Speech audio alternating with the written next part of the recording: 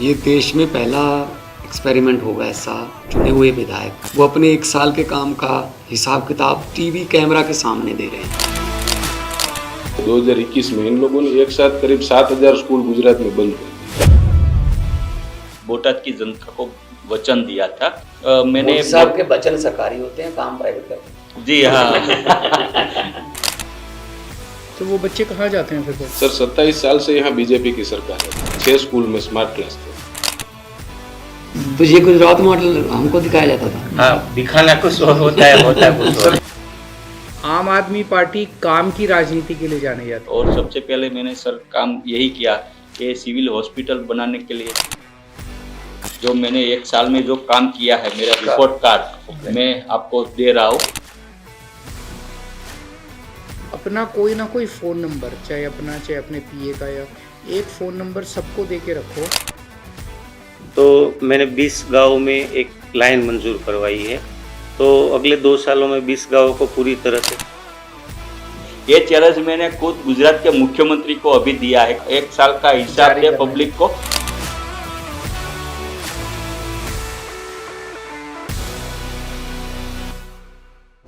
मेरे ख्याल में ये देश में पहला एक्सपेरिमेंट होगा ऐसा कि एमएलए साहब जो हैं, चुने हुए विधायक, वो अपने 1 साल के काम का हिसाब किताब टीवी कैमरा के सामने दे रहे हैं। आम आदमी पार्टी काम की राजनीति के लिए जानी जाती है।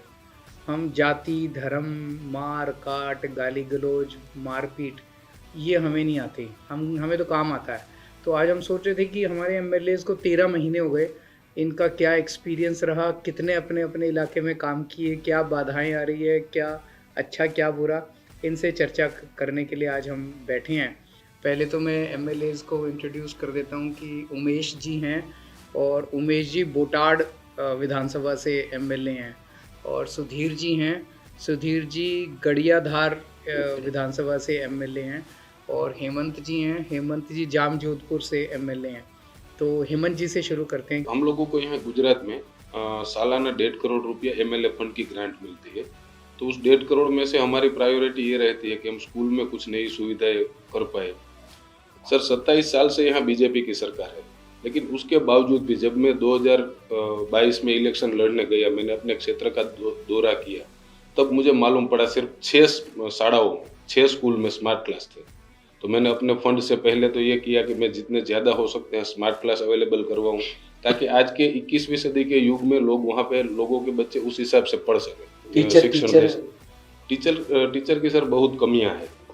बहुत सारे स्कूल्स, मतलब पिछले 2021 में करीब, मैं अपने क्षेत्र की ही बात करूं, उस टाइम पे मैं विधायक नहीं था, तब भी ये लोग 33 स्कूल बंद कर रहे थे। तो उसमें से हमने लड़ाई लड़के 16 स्कूल चालू रखवाए थे और एक प्रोटेस्ट किया, और उस प्रोटेस्ट के माध्यम से 16 स्कूल हमने चालू रखवाए थे। उसी टाइम पे 2021 में इन लोगों ने एक साथ करीब 7000 स्कूल गुजरात में बंद कर दिए थे। और पूरे गुजरात में लोगों ने बहुत सारी लड़ाई इसके ऊपर लड़ी थी, फिर भी बंद कर दिए थे। मतलब अलग अलग की यहाँ पे संख्या नहीं हो रही।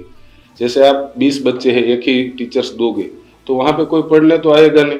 तो उस हिसाब से फिर अपने आप में बच्चे वहाँ से निकलते जाते हैं। मतलब पहले सुविधाएं कम करते हैं, जैसे ही बच्चे कम होते हैं तो वो स्कूल बंद कर देते हैं। तो वो बच्चे कहाँ जाते हैं फिर? सर उसको फिर प्राइवेट स्कूलों में जाना पड़ता है। जैसे वो 60,000, 80,000, 1-1 लाख रुपया फी देके। प्रायोरिटी हमारी ये रहती है कि पीने का पानी और स्कूल में हम लोग जितना ज्यादा कर सकते हैं तो कर रहे हैं उस हिसाब से। जैसे मैं बोलूँ, मेरे क्षेत्र में सर 30 साल से एक भी नया डैम नहीं बना था। तो एक 5 जगह ऐसी अभी लोकेशन हमने डिफाइन करके अभी उनकी मैंने गवर्नमेंट में दरखास्त की है। तो वो डैम बनवाएंगे आप? डैम बनवाने के लिए मैंने वहां से मांग की, अभी बजट बन रहा है। सर 16 जितनी केनालें मेरे क्षेत्र में चल रही है, 30 डैम थे। उस डैमों से, मतलब छोटी एमआई स्कीम जिनको बोल सकते हैं, तो उसमें से काफी सारी केनालें बंद पड़ी हुई थी। तो हमने प्रायोरिटी ये की कि वो केनाल अगर चालू कर दी जाए तो केनालें चालू करवाई सर उनको। नहीं तो जो फसल है क्या बिक जाती है? मंडियों का कितने किलोमीटर पे मंडी होगी? हमारे यहाँ पे सर एक तालुका में एक ही मंडी है। तालुका में तहसील? हाँ, तहसील में एक मंडी, सिर्फ एक मंडी। एक तहसील में एक मंडी, और एक तहसील में करीबन 60 से 70 गांव। कोई बड़ा गांव का अगर तहसील हो गया, एक मंडी। पंजाब में तो हर एक गांव में मुझे पता है सर 60-70 गांव। मूंगफली है, पल्सेस बाग बोल रहे हैं, तो फिर एक ही मंडी में लेके जाते हैं। हाँ, सारा एक ही मंडी। तो बिक जाती है? सर बिकने में ऐसा है जैसे पे बिकने में पूरे रेट नहीं मिलते, बिक तो जाती है, एमएसपी से कम मिलता हाँ एमएसपी से कम में बिक, मजबूरी है ना। मजबूरी। और एमएसपी में भी ये होता है सर कि ये लोग मतलब एक क्राइटेरिया डाल देते हैं कि जैसे 125 मण हाँ ये हम लोग मूंगफली खरीदेंगे। अब एक किसान को 400 मण मूंगफली हुई है तो तो 125 वो परचेस करेंगे गवर्नमेंट से, उनका पेमेंट हमें 2-2, 2.5 महीना, 3-3 महीना तक नहीं मिलता, कभी कभी हमें उसके लिए भी आवेदन करना पड़ता है। तो ये गुजरात मॉडल हमको दिखाया जाता था। हाँ, दिखाना कुछ और होता है, होता कुछ और सर है। जो कैमरों पे या एड में हम लोग गुजरात मॉडल देखते हैं वो शहरी इलाकों का चुनिंदा फेस का मॉडल देखते हैं। सर मैं तो चाहूंगा कि आप लोग गांव-गांव मैं तो गया हूँ, घूमें, मैं तो आइए, गया हूँ गाँव, और वहाँ का जो मॉडल है वो हम लोग हमें दिखाना चाहिए। बहुत बुरा हाल है सड़कों का भी बुरा हाल है। हम लोग भी जैसे मुझे सैलरी मिल रही है, गुजरात के विधायकों को पेंशन नहीं है, सैलरी है सिर्फ। तो सैलरी में जब चुनाव लड़ा उसी टाइम एफिडेविट करके दिया था कि जो मुझे सैलरी मिलेगी वो मैं लोगों के भले के लिए लगा दूंगा। तो अभी कहीं पे भी समूह शादी होती है या किसी बच्चे की फीस भरनी है तो उस चीज़ों पे मैं लगा रहा हूँ। जैसे हमारे तालुका सेंटर पे आज लाइब्रेरी नहीं, रिसेंटली हम लोग 10-15 दिन में ये अभी नई भर्ती या गवर्नमेंट जॉब के लिए आने वाली है, तो दोनों तालुका पे मैं लाइब्रेरी अपने खुद के खर्चे से जो मुझे एमएलए का पगार मिल रहा है मतलब उससे मैं लाइब्रेरी बनाने की हम लोग तैयारियां कर रहे हैं, 15 दिन में स्टार्ट कर देंगे। सुधीर जी, मैं गायधर विधानसभा से आता हूँ जो सारी 90% एग्रीकल्चर से ही जुड़ी हुई है और गुजरात के कई इलाकों में से सबसे ज़्यादा पानी की दिक्कत वहाँ है। तो हमारा काम ज़्यादातर पानी के आसपास ही रहेगा। पिछले 75 साल से अभी पानी पहुँचा नहीं है। सोनी योजना अब नज़दीक आ गई है तो पहुँची। तो मैंने 20 गाँव में एक लाइन मंजूर करवाई है, तो अगले 2 सालों में 20 गाँवों को पूरी तरह से पानी मिल जाएगा। और सुजलाम सुफलाम योजना के तहत हम सारे गाँवों में तालाब भरवा रहे हैं। जी सर, मैं बोटाद विधानसभा से आता हूँ और ये मैंने आपसे माध्यम से आज पूरे आपके माध्यम से सर मैं जो मैंने 1 साल में जो काम किया है मेरा रिपोर्ट कार्ड मैं आपको दे रहा हूँ और कल से ये पूरे मेरे विधानसभा क्षेत्र में मैं बांटने डोर टू डोर जाऊँगा। ठीक है, एक बार ये दिखा देते हैं कैमरा पे। बढ़िया। तो सर सबसे पहले मैंने मेरे बोटाद क्षेत्र में जो काम किया वो सबसे ज़्यादा स्कूल का काम किया है। तो मेरी एक सरवा की स्कूल थी, वहाँ बच्चे 3 साल से मतलब मैदान में पढ़ रहे थे। तो सबसे पहले मैंने ये 3 स्कूल बनाई। आज वो बन के तीनों स्कूल हाँ तीनों स्मार्ट क्लास के साथ वो बनवा दी है। वो 16 करोड़ 53 लाख खर्च ये पूरी हो गई तीनों गाँव में। और आरोग्य की बात करें तो जब बोटाद जो डिस्ट्रिक्ट बना तो वो आज तक मेरे को सिविल हॉस्पिटल नहीं बना। तो सबसे पहले मैंने सर गायनिक डॉक्टर की निमणूक की और जो MRI जो मशीन आता है और सोनोग्राफी मशीन वो मैंने मांग की। तो वो एक सोनोग्राफी मशीन लाके मतलब गायनिक विभाग शुरू करवाया। तो 1 साल में मैंने 1753 बहनों की डिलीवरी सक्सेसफुल करवाई सोनावाला हॉस्पिटल में। साथ ही वो हॉस्पिटल में एक भी आँखों का डॉक्टर नहीं था, तो एक आँखों का डॉक्टर निमणूक करवाया 1 साल के अंदर और पूरा एक विभाग ही चालू करेगा। और एक फिजियोथेरापी हमारे पास नहीं था, तो नया ही फिजियोथेरापी ये सोनावाला हॉस्पिटल में मैंने चालू करवा दिया है। और साथ ही एक मेरे बगल में एक गांव पड़ता है बोटाद के बगल में कानियाड, तो कानियाड में मैंने PSC सेंटर नया खोल दिया अभी पूरा। और साथ ही जो मेरा भद्रावड़ी गांव है वहाँ PSC सेंटर तो था सर, लेकिन उसका बिल्डिंग नहीं था नया, तो वो बिल्डिंग आज कंप्लीट हो गया है और वो बिल्डिंग में डिलीवरी का डॉक्टर गायनेक भी हो गया, वहाँ भी डिलीवरी हो जा रही है। और मैंने अपने MLA ग्रांट से वहाँ एक एम्बुलेंस भी मैंने दे दी है PSC। और मेरे बोटाद शहर जो 2.5 लाख से ज़्यादा आबादी वाला शहर है, तो वहाँ एक भी मैं MLA बना तब भी एक भी अर्बन सेंटर नहीं था। जैसे आपको मोहल्ला क्लिनिक बोलते हैं ना, वहाँ नहीं था। तो अर्बन 2 और अर्बन 3 वो मैंने 1 साल में मतलब भावनगर रोड पे और एक पारियद रोड पे अभी शुरू किया है, 2 और मांगे है। दूसरा मेरे क्षेत्र में जो है वो कपास से जुड़े फार्मर्स ज़्यादा है सर। तो एक भी उद्योग नहीं था। तो सबसे पहले मैंने विधानसभा में यही प्रश्न उठा कि मैं मेरे क्षेत्र में रोजगारी युवाओं को कहाँ दे। तो एक मेरे को GIDC दी, तो अगले महीने ही मैंने उसका भूमि पूजन किया। मेरे को 22 करोड़ GIDC के लिए दिए हैं। और एक मैंने सब यार्ड लाठीदड़ में बनवाया है, वो भी अभी 95% पूरा हो गया है लाठीदड़ में। मतलब GIDC और एक सब यार्ड, वो एक उद्योग के क्षेत्र में मैं अभी 1 साल में। तो GIDC से क्या करवा रहे हो, गुजरात इंडस्ट्रियल डेवलपमेंट? हाँ, अभी मेरे क्षेत्र में गुजरात में सबसे ज़्यादा जो क्वालिटी वाइज कपास होते हैं और सबसे ज़्यादा क्वांटिटी का कपास होता है वो बोटाद से उगता है सर।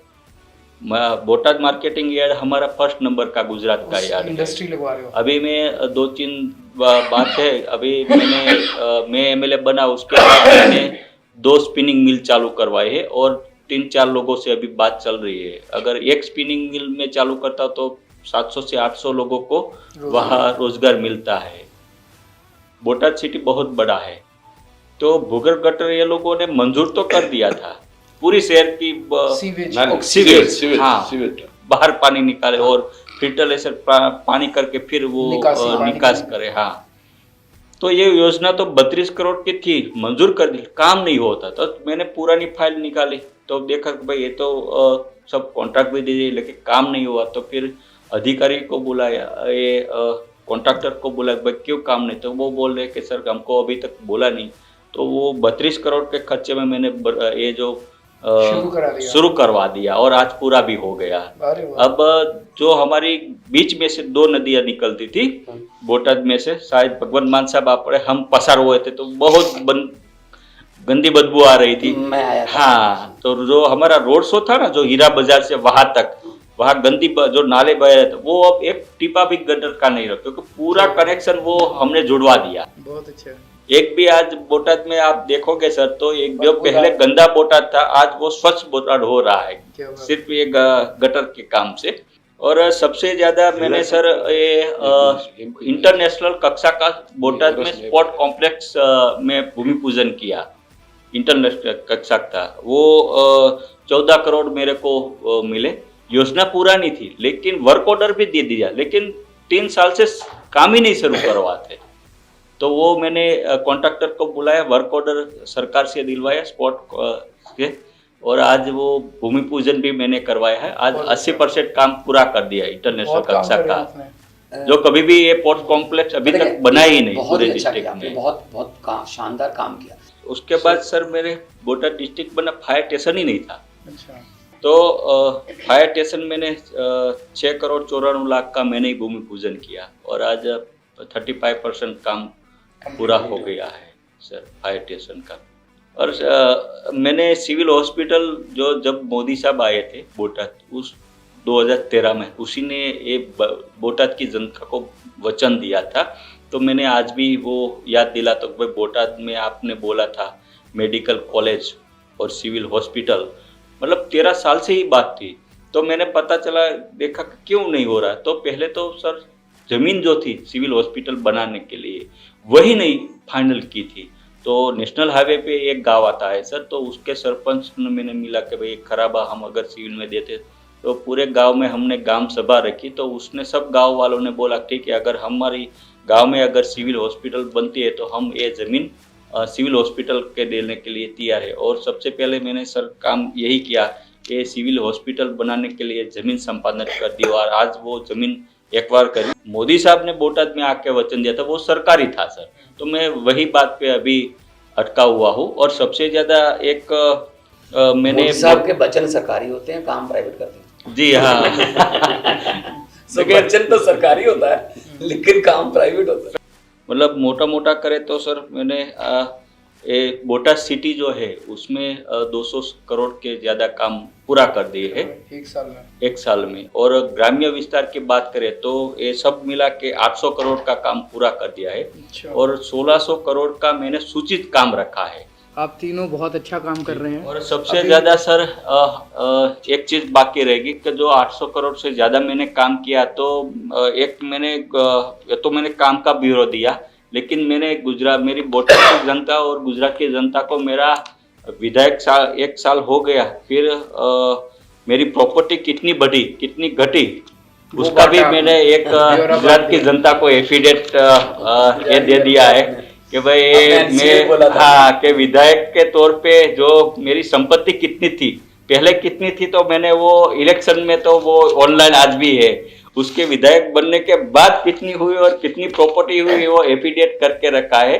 ये चैलेंज मैंने खुद गुजरात के मुख्यमंत्री को अभी दिया है कि भाई मैंने तो अब कर दिया, तो बीजेपी के भी जितने भी एमएलए है वो भी एक बार वो अपना 1 साल का हिसाब दे पब्लिक को।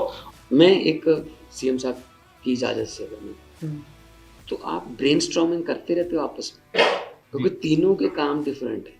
आप एक दूसरे को बताओ कि कैसे पैसा लिया जाता है, कैसे इस नीति में इन्होंने सड़कों का काम किया, इन्होंने पानी का किया, आपने हॉस्पिटल का किया, स्कूलों का। तो आपस में एक दूसरे को मैंने इस अधिकारी को बोल के इतने पैसे नहीं दिए थे और मेरा बहुत हुआ, एक दूसरे से सीखने को बहुत मिलेगा। हाँ, आपस में जो ब्रेनस्टॉर्मिंग। सो आज आप तीनों के काम सुन के बहुत अच्छा लगा। पहली बार आप लोग एमएलए बन के आए हैं, अभी 1 साल पूरा हुआ है। 1 साल में सिस्टम समझने में भी टाइम लग जाता है, सिस्टम कैसे काम करता है, कैसे विधानसभा में बोलने का मौका मिलता है, कैसे अलग अलग डिपार्टमेंट से फंड लिए जाते हैं, कैसे काम किया जाता है। सो ये सब आप लोगों ने बताया। और एक जो मान साहब ने आपको सुझाव दिया कि आपस में आप लोग चर्चा करें तो और ज़्यादा इफ़ेक्टिव हो सकता है। एक ही चीज़ मैं हो सकता है आप कर भी रहे हो कि बहुत सारे आम जनता जो है इंडिविजुअली लोगों को अपनी ज़िंदगी में कई तकलीफ़ें आती हैं।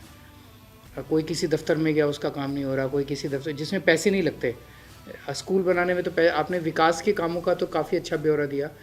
अपना कोई ना कोई फ़ोन नंबर, चाहे अपना चाहे अपने पीए का, या एक फ़ोन नंबर सबको दे के रखो ताकि रात बिरात या दिन में या रात में, हो सकता है आपने दे रखा होगा, अगर कोई आपसे संपर्क करना चाहे और उसको मुसीबत आ रही है, अस्पताल में एडमिशन कराना है, कोई बीमार हो गया, कोई पुलिस में फंस गया, तो जनता आपसे संपर्क में रह सके। दूसरी बात, ज़्यादा से ज़्यादा जनता के बीच में जाके रहो, घूमते रहो ज़्यादा, जितना जनता। तो ये 2 चीज़ें बहुत ज़रूरी हैं। आप कर भी रहे होंगे क्योंकि समय कम है तो अभी उसके ऊपर टिप्पणी नहीं करेंगे। हाँ, मैं ये भी कहना चाहता हूँ कि हमारे जो चौथे एमएलए हैं चेतर वसावा, वो अभी जेल में हैं। और जेल में इसीलिए गए थे क्योंकि उन्होंने किसी किसान की, जो कि बहुत ज़्यादा मुसीबत में था, फॉरेस्ट वालों ने उसके ऊपर अत्याचार किया था, उसको बचाने की उन्होंने कोशिश की, जिसकी वजह से उन्हें जेल में डाल दिया गया। और बेहद लोकप्रिय हैं पूरे इलाके के अंदर। तो लोकप्रिय हैं तो इसका मतलब काम अच्छा ही कर रहे होंगे, तभी लोकप्रिय हैं। तो वो अभी जेल में हैं। जब वो जेल से छूटेंगे तो अगले सेशन में हम चेतर वसावा को भी अपने साथ बिठाएंगे और उनके भी जो उन्होंने काम किए हैं उनके बारे में भी जानेंगे। पर आज की आपके साथ बात करके अच्छा लगा, और पार्टी का प्रधान होने के नाते मैं समझता हूँ कि मैं इस तरह के अपने एमएलएज़ के साथ दूसरी जगहों में भी इस तरह के सेशन करता रहूँगा, ताकि सभी एमएलएज़ के अंदर जो है वो ऊर्जा आती रहे। तो बहुत बहुत धन्यवाद आपका, थैंक यू।